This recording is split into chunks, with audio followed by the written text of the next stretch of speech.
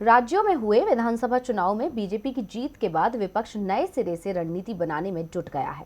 अब तक कांग्रेस के बिना महागठबंधन बनाने की कोशिश कर रही ममता के तेवर कांग्रेस को लेकर नरम हुए हैं, तो एनसीपी को विपक्ष की सबसे बड़ी पार्टी करार दिया है। एनसीपी नेता शरद पवार ने महागठबंधन को लेकर बड़ा दावा किया है, तो क्या कहा है पवार ने, देखिए ये रिपोर्ट। बीजेपी के खिलाफ जहां विपक्ष एकजुट हो रहा है, विपक्षी महागठबंधन तैयार करने की अलग अलग कोशिशें हो रही हैं। ममता बनर्जी पहले कांग्रेस के बिना ही महागठबंधन बनाने की कोशिश कर रही थीं, लेकिन अब कांग्रेस को लेकर उनके तेवर थोड़ा नरम हो गए हैं।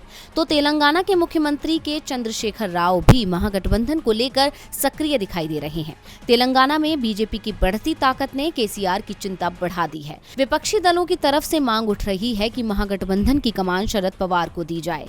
ऐसी ही मांग राष्ट्रवादी कांग्रेस पार्टी एनसीपी की युवा इकाई ने भी की और कहा कि पवार को यूपीए का अध्यक्ष बनाया जाए, लेकिन शरद पवार ने संयुक्त प्रगतिशील गठबंधन यानी यूपीए का अध्यक्ष बनने से इनकार कर दिया है। इसके साथ ही शरद पवार ने सारे विपक्षी दलों को जवाब दे दिया है जो कांग्रेस को कम आंकने में लगे हुए हैं। कोल्हापुर में शरद पवार ने कहा कि ममता बनर्जी की तृणमूल कांग्रेस पश्चिम बंगाल में सबसे मजबूत पार्टी है और उनके पास जनता का समर्थन है।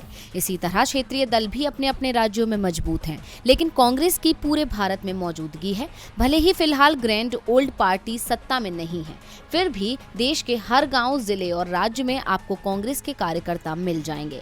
वास्तविकता ये है कि कांग्रेस की व्यापक उपस्थिति है। केंद्र में बीजेपी का विकल्प बनने से कांग्रेस को खारिज नहीं किया जा सकता है। मैं बीजेपी के खिलाफ विभिन्न दलों के किसी भी मोर्चे का नेतृत्व करने की जिम्मेदारी नहीं लेने जा रहा हूं। शरद पवार ने अपने बयानों में ये साफ कह दिया कि राष्ट्रीय स्तर पर बीजेपी को एक विकल्प देने का प्रयास किया जाता है तो वो कांग्रेस को अपना समर्थन देने को तैयार हैं।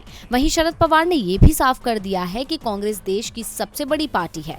केंद्र में बीजेपी का विकल्प बनने से कांग्रेस को खारिज नहीं किया जा सकता है। डीवी लाइव की रिपोर्ट।